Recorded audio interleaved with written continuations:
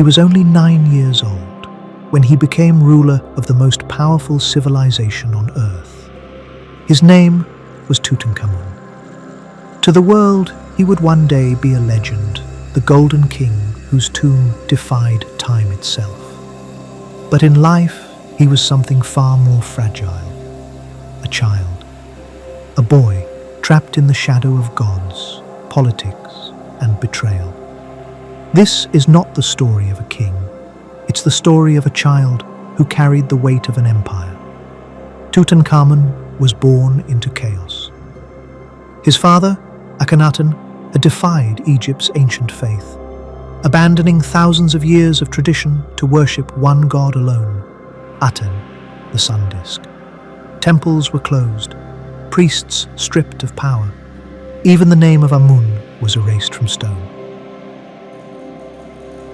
And as the sun rose over Akhenaten's new capital, Akhetaten, Egypt began to fall apart. The people starved.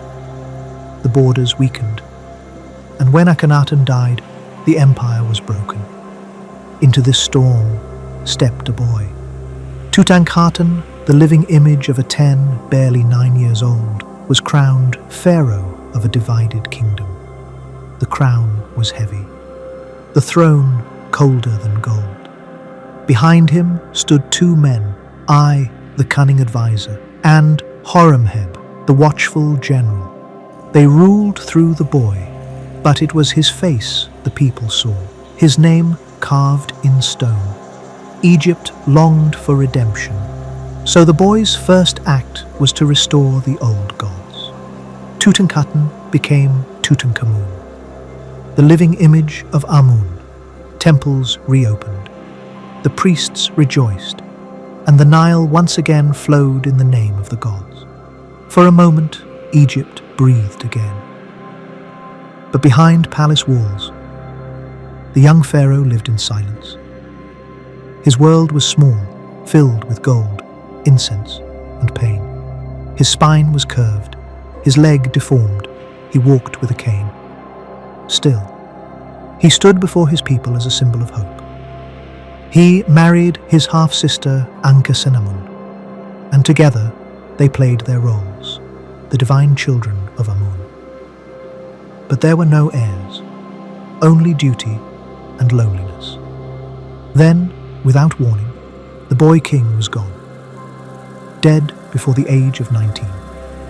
No record of war, no sign of violence, only silence.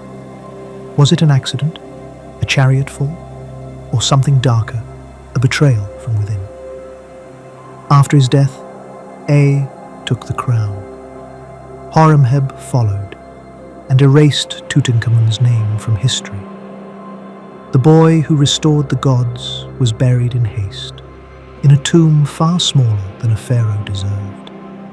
And for more than 3,000 years, Tutankhamun slept in darkness, forgotten, until 1922, in the Valley of the Kings, beneath the cliffs of Thebes, an English archaeologist named Howard Carter found a sealed doorway, and upon it, a name thought lost forever: Tutankhamun. When Carter lowered his torch into the chamber, light touched gold untouched for millennia.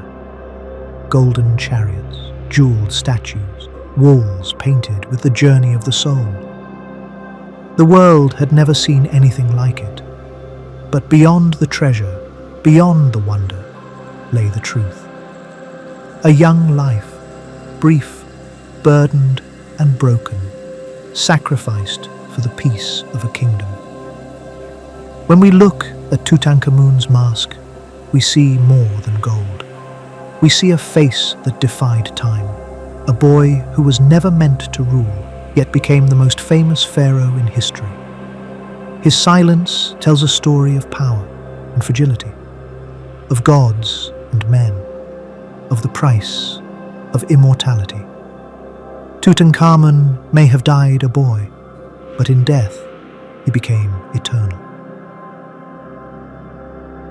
Next time, we leave the tomb behind and descend into the depths of the Nile Delta to to a city lost beneath the waves for over 1,000 years. A place the ancients called Heracleion, and the world remembers as Egypt's Atlantis.